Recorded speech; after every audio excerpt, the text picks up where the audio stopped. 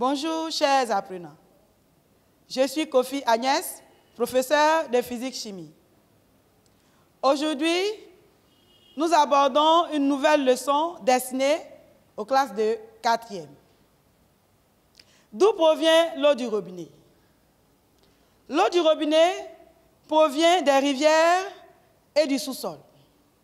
Mais cette eau qui provient des rivières et du sous-sol est rarement potable.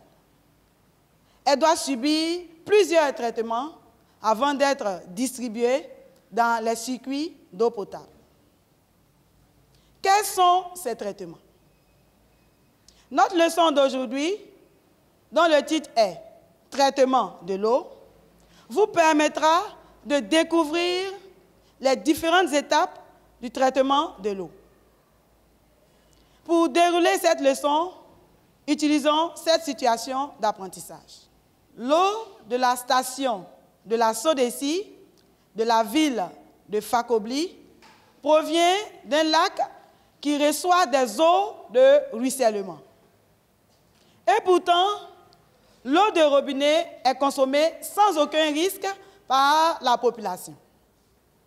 Pour comprendre cette situation, des élèves de la classe de 4e au lycée moderne Fakobli, avec l'aide de leur professeur de physique-chimie, entreprennent de faire des recherches sur quelques agents de pollution de l'eau et quelques étapes de traitement physico-chimique de l'eau.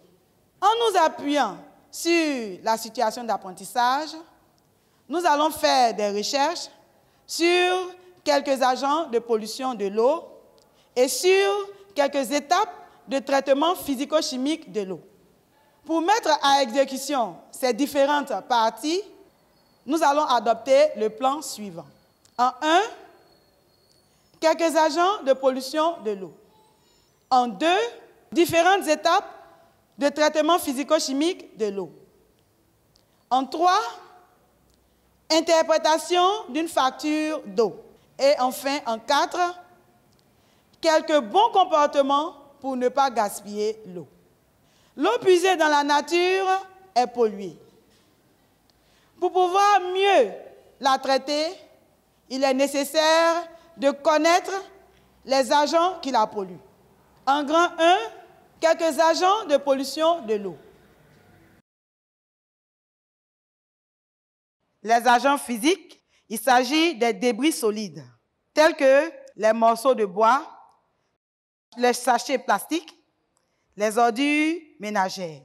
Les agents microbiologiques, tels que les micro-organismes qui proviennent des déjections animales et humaines.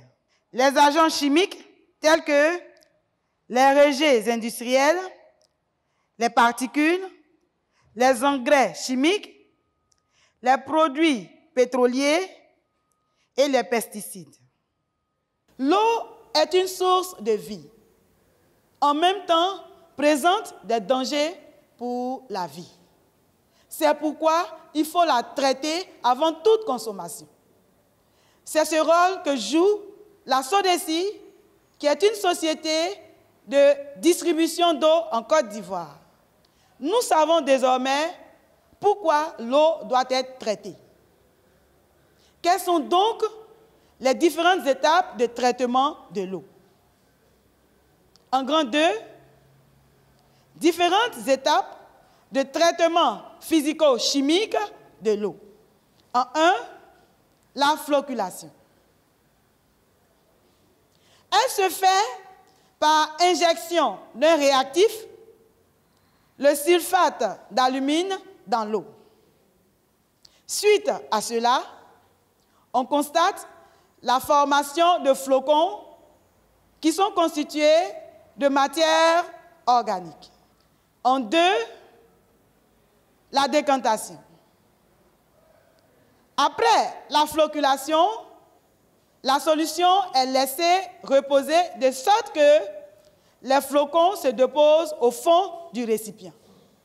En 3, la filtration. Elle consiste à faire passer l'eau à travers un filtre qui ne laisse passer que les particules légères. Notez bien, l'entonnoir peut être remplacé par une petite bouteille plastique coupée par le bas. Le filtre est du papier filtre ou un morceau de tissu ou du sable lavé. En 4, la désinfection ou stérilisation. Ce procédé permet la destruction de micro-organismes susceptibles de transmettre des maladies. Cela se manifeste par l'action de l'hypochlorite de calcium, qui est de l'eau de Javel associée à du calcium, de l'ozone ou du dichlore gazeux sur l'eau. En 5, la neutralisation. Ce procédé utilise un filtre contenant du calcaire à travers lequel on fait passer l'eau. Le calcaire a pour propriété chimique de neutraliser le gaz carbonique dissous dans l'eau. Voici un exemple de traitement de l'eau. Voici de l'eau boueuse que nous voulons traiter afin de la rendre potable. Pour commencer, versons un peu de cette eau dans un tube à essai.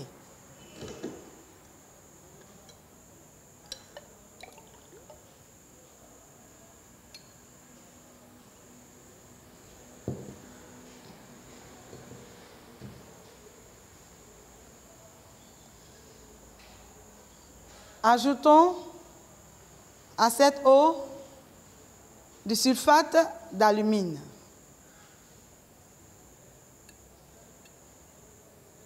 Ce procédé est appelé la flocculation. Laissons reposer la solution obtenue. Après la flocculation, le mélange est laissé reposer. Nous obtenons 2 phases. Une phase qui est constituée de particules solides appelées flocons et une phase liquide. Ce procédé est appelé la décantation. Après la décantation, nous voulons filtrer le mélange obtenu. Pour cela, il nous faut du papier filtre, un entonnoir et un récipient.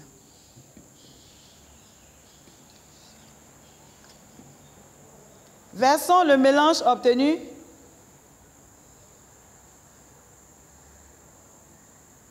sur le papier filtre.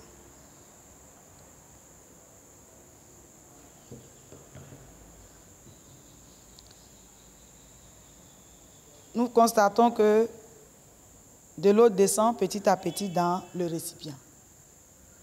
Après la filtration, on obtient un filtrat qui est de l'eau limpide. Pour la rendre consommable, il faut la désinfecter et la neutraliser.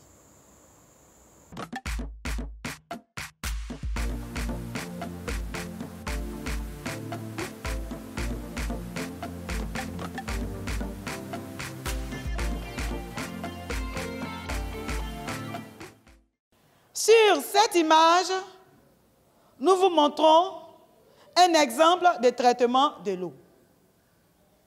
L'eau prélevée du réservoir est versée sur une surface en vue d'être aérée. Après cela, nous réalisons la flocculation suivie de la décantation. Ces 2 étapes peuvent être réunies en une étape qu'on appelle la sédimentation. Ensuite, on réalise la filtration, la désinfection et la neutralisation. Après ces traitements, l'eau est potable. Cette eau est stockée dans un réservoir pour être distribuée dans les ménages. Faisons une activité d'application pour vérifier vos acquis. Activité d'application. Range en ordre les étapes du traitement de l'eau. Neutralisation, décantation, filtration, désinfection, floculation. Je vous laisse quelques instants pour réfléchir à cette consigne.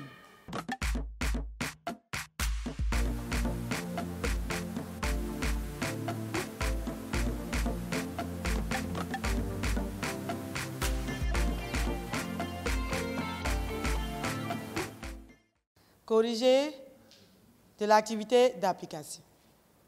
Dans l'ordre, les étapes du traitement de l'eau sont la floculation,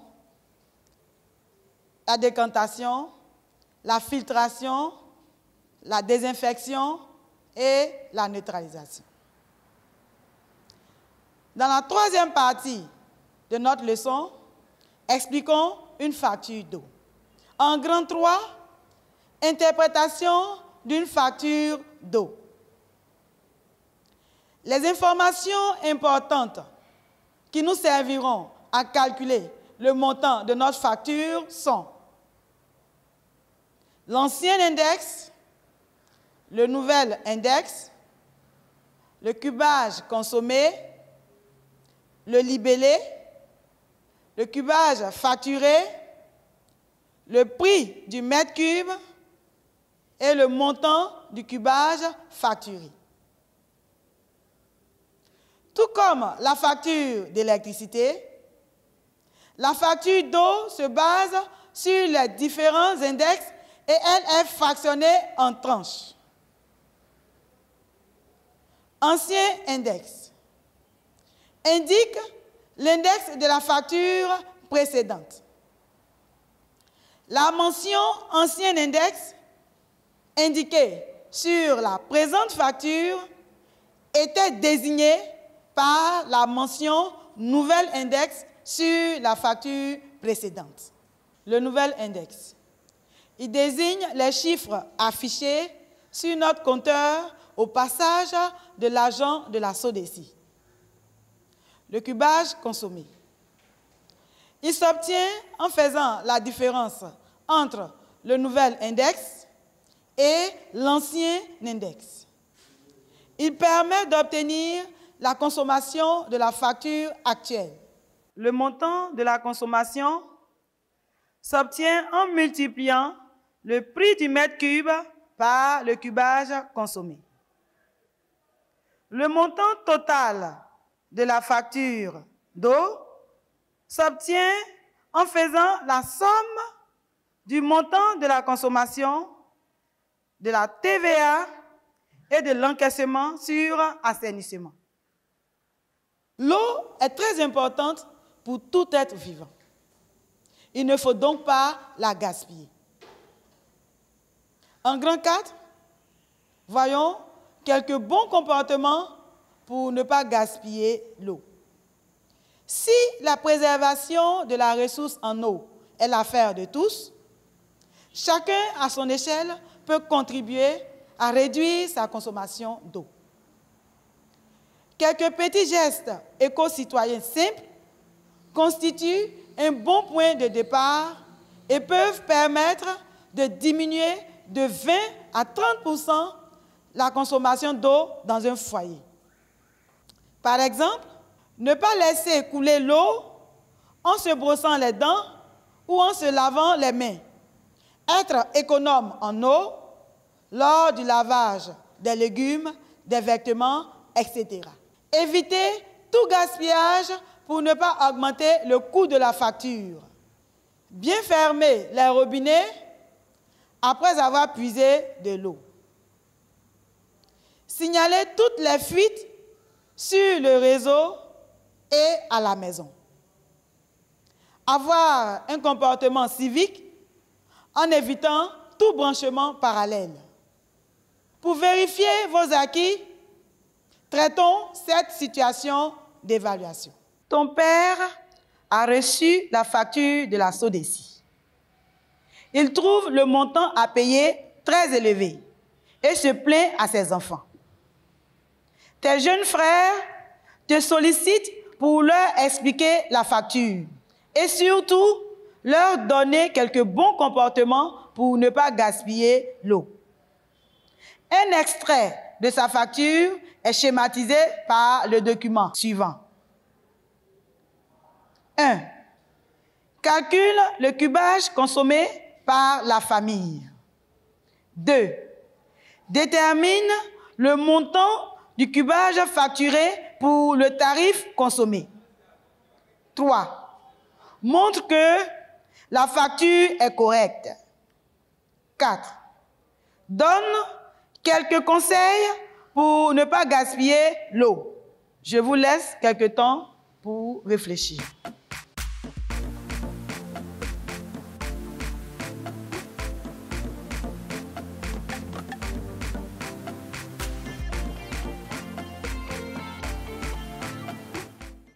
Corriger de la situation d'évaluation. La réponse à la première consigne est: calculons le cubage consommé par la famille. Le cubage consommé par la famille est la différence entre le nouvel index et l'ancien index, ce qui nous donne 1912 moins 1857. On obtient 55 mètres cubes. La réponse à la deuxième consigne est: calculons le montant du cubage facturé pour le tarif du forfait consommé. Pour cette tranche, le cubage facturé est de 9 mètres cubes. Le prix du mètre cube est de 235 francs CFA. Ce qui nous donne 9 multiplié par 235 francs CFA. On obtient un montant de 2115 francs CFA. La réponse à la troisième consigne est: montrons que la facture est correcte. Précisons que la consommation a été facturée en plusieurs tranches. Ainsi, pour la première tranche appelée forfait consommé, le montant correspondant est de 2115 francs CFA. Pour la deuxième tranche appelée tarif social, le montant correspondant est de 2115 francs CFA. Et enfin, pour la troisième tranche appelée tarif domestique, le montant correspondant est de 13 590 francs CFA. Pour obtenir le montant total, faisons la somme des montants que nous venons de voir. Ainsi, le montant total est de 17 820 francs CFA.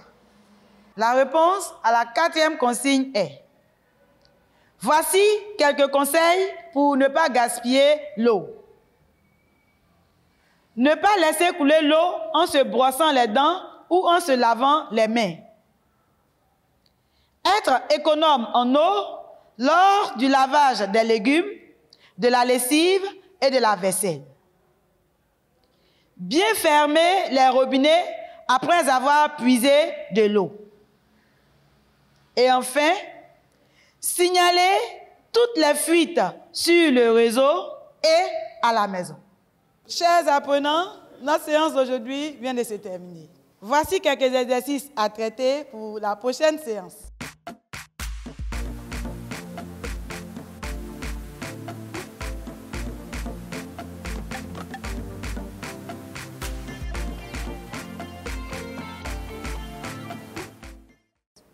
Je vous encourage à vous exercer. Je vous remercie. À bientôt.